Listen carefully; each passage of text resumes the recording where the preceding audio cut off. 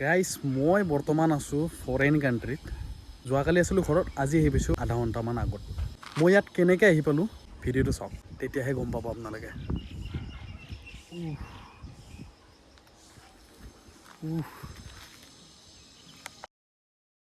মই আছোঁ বৰ্তমান ফেঞ্চি বজাৰ।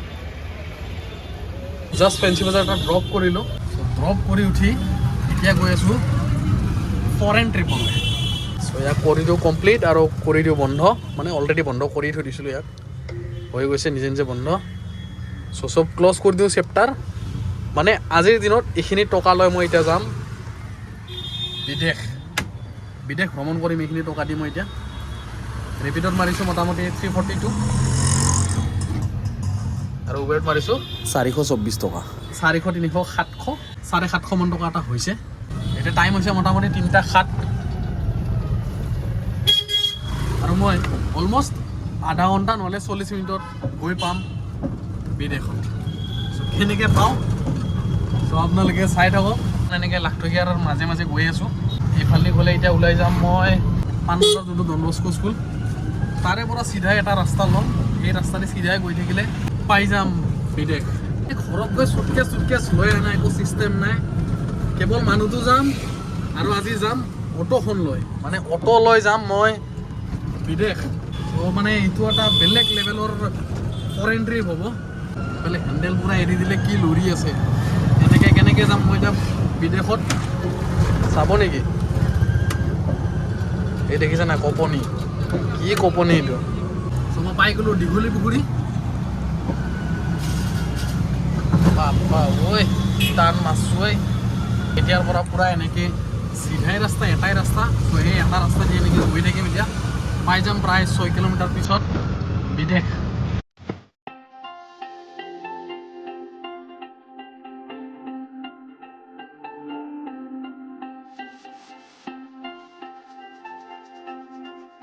যদি নাৰেংগী ফালৰ পৰা আহি আছে তেতিয়াহ'লে এনেকৈ আহি এইফালে সোমাই যাব লাগিব।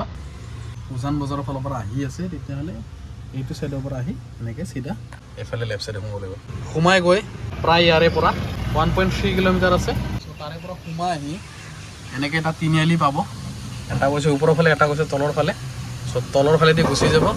তাৰপিছত পাই যাম আমাৰ বিদেশখন। এণ্ট্ৰি মাৰি ল'লোঁ, গেটৰ পৰা এণ্ট্ৰি মাৰি এতিয়া গৈ আছোঁ চিধা ভিতৰলৈকে। আৰু এটা ইণ্টাৰেষ্টিং কথা কৈ আছোঁ মই, যেনেকৈ মোৰ লগত হৈছে। চ' বন্ধুসকল, মোৰ এণ্ট্ৰি হৈ গৈছে বিদেশত। পিছফালে দেখা পাই আছে মোৰ এইবিলাক দেখিছে নাই? যেনেকৈ বিদেশত দেখে আপোনালোকে তেনেকৈ ঘৰবিলাক দেখিছেনে? এইবিলাক ৰাস্তা ঘাট তেনেকুৱা গোটেই গছ গছনি ইত্যাদি চব তেনেকৈ। মানে কি ক'ম, এয়া চাওক ঘৰ, এয়া চাওক ঘৰ। মানে বিদেশতকৈ কম নহয় গাইছ। এটা এটা ঘৰ চাওকচোন, এনেকুৱা ধুনীয়া ধুনীয়া, ইমান দেখিবলৈ ধুনীয়া না। তাৰে পিছত এইটো চাইডে আছে নদীৰ ভিউ, কৈছেনে আৰু উফ। এইফালে গাড়ী চাওক, কি নাচাব ইয়াতে। গাৰ্ডেন চাওক, উফ। ইফালে আছে পাহাৰৰ ভিউ।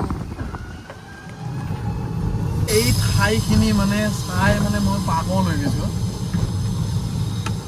উফ উফ উফ, এটা নাজাৰা দেখাই আছোঁ আপোনালোকক। এয়া হ'ল ভিউ গোটেই ব্ৰহ্মপুত্ৰ নদীখনৰ। ইফালে আছে ঘৰ, দেখিবলৈ পাইছে? সেইফালে আছে ঘৰ, এইফালে আছে ঘৰ। যেনেকৈ ফৰেইন কাণ্ট্ৰিত থাকে দুইফালেও ঘৰ, দুই চাইডে পূৰা গাৰ্ডেনৰ লগত।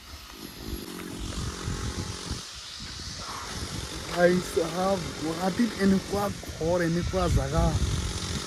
আৰু ইণ্টাৰেষ্টিং কথা কৈ আছোঁ আপোনালোকক, যিহেতু মই এইখন লৈ আহিছোঁ, এইখন লৈ অহাৰ কাৰণে তাৰমানে কি হৈছে, মোক তাৰমানে এণ্ট্ৰি ধুনীয়াকৈ দি দিছে। কৈছে পিক আপ আছে নেকি? অঁ পিক আপ আছে বুলি কৈছোঁ, চিধা আহিব দিছে।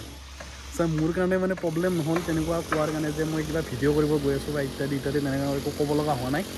ত' ধুনীয়াকৈ মানে হৈ গৈছে, বঢ়িয়াকৈ আহি পাইছোঁ ইয়াতে। আহি পিনে এনেকুৱা দেখা পালোঁ, উফ। মই ঘৰবিলাক দেখা পাই পাগল হৈ গৈছোঁ, মানে কি ক'ব। এক্সাক্ট ফৰেন কাণ্ট্ৰিত যেনেকৈ ঘৰবিলাক থাকে এনেকৈ মানে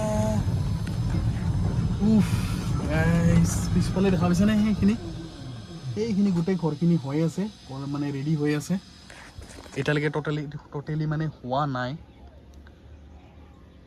আৰু আকাশ সেইফালে ব্ৰিজ হৈ আছে কিবা ধুনীয়াকৈ বহিবলৈ দি দিছে এখন এনেকৈ বেঞ্চ টাইপৰ সেই আগতো আছে তাত চ' এইখিনি এটা খোলা ধুনীয়া জেগা আৰু এইফালে নদীৰ ভিউ পূৰা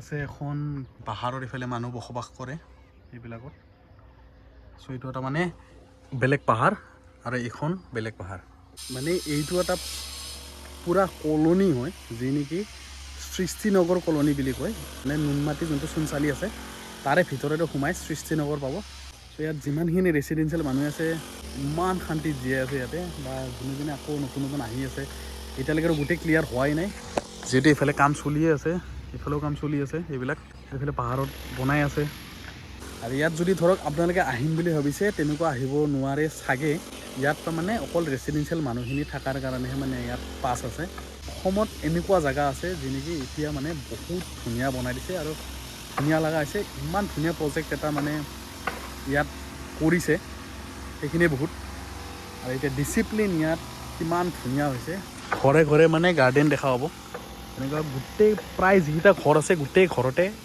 সন্মুখত গাৰ্ডেন ওপৰত বেলকনি বঢ়িয়া কনচেপ্ট একদম যদি আহিম বুলি ভাবিছে ইয়াত গেটত হয়তো পাছ ল'ব লাগিব আপোনালোকে মানে সুধিব লাগিব ক'ব লাগিব যে এনেকৈ আহিছোঁ ইয়াত এটা পুখুৰী আছে যি নেকি বনাই দিব এনেকুৱা চ' মানে এতিয়াও কাম টোটেলি হোৱা নাই প্ৰজেক্ট চলি আছে ইয়াৰ ভিতৰত হ'ব mall hospital school club resort park এইবিলাক গোটেই ফেচিলিটি থাকিব এই সৃষ্টিনগৰ কলনীৰ ভিতৰত বহুত ডাঙৰ পাহাৰ এটা কাভাৰ কৰি কেনে এইটো বনোৱা গৈছে চ' ইয়াত এনেকুৱাবিলাকো আছে গোটেই লিখা আছে ওপৰত সৃষ্টিনগৰ গুৱাহাটী প্ৰজেক্ট চলি আছে যদি গুগল মেপত চাই তেতিয়াহ'লে এই জেগাটো এইখিনিত আছে নুনমাটিৰ এইখিনিত আছে এই কোণাখিনিত আছে